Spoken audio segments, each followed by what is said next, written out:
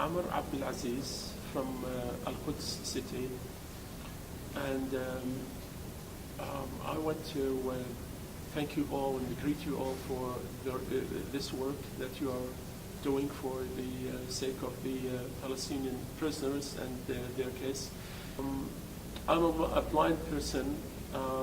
In the year 1996, I was still able to see a little bit to a very limited extent, but I was arrested and tortured for more than 1 month.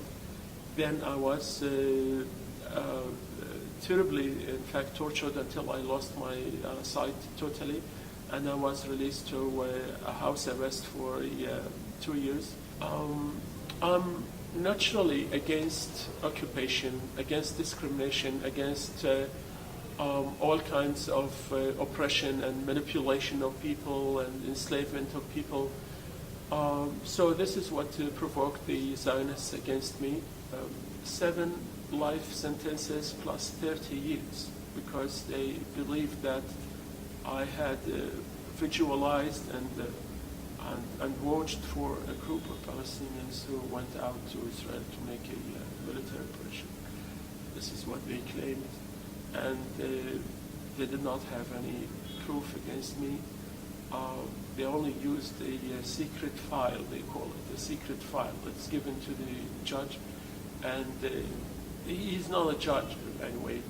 We just maybe call them judges, but they are not. They're really criminals themselves, and they only do what the security system tells them what to do, because they give them the secret file, and this file is not disclosed to anybody, even to the lawyer. Is not allowed to see what is going on in that file. So at the beginning, there were three the so-called judges. One of them said that I was totally innocent, and he did not believe the story of the security. And 2 of them, one of them read my file and accused me, and the other one just voted with the one who accused me, and therefore they sentenced me. So I went to an appeal to the so-called High Court in Israel. It wasn't a court at all.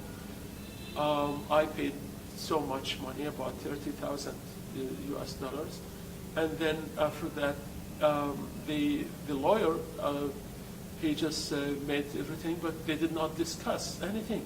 They just after 2 or 3 sessions, they said that nothing is changed, and I will have the same sentence.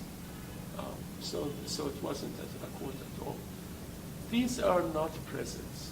These are places where people are concentrated for torture and for slow death. In prison, the prisoners, they try to help one another, but how can you become a physician, a psychologist, or someone who wants to help someone who is detached from his family and his kids, or who heard about his parents who died, or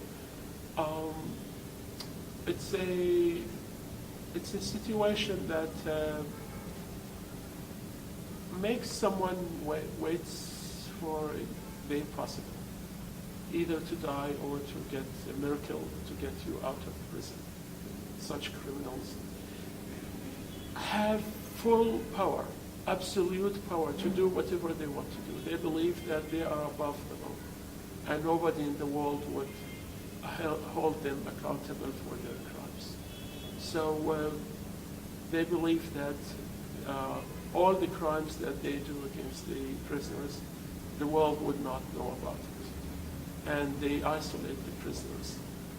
And I hope that you will get the message and convey to the world, because I myself, I feel that I owe so much to those prisoners whom I knew about the situation, and I got the same experience. So how can I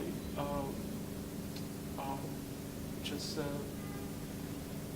tell their voice and make their message known to the world? It's so tragic. It is not. The Israelis, they just rely on the thing that nobody knows, and nobody would inquire, and nobody would hold them accountable for such crimes. They told us so many times. They said to me that even if I die in prison, I would never be released. My body would remain there. And I said to them, Alhamdulillah, I will be released. And you will be, and you should be, and you deserve to be in prison. And Alhamdulillah, I'm released. And inshallah, justice will prevail, inshallah.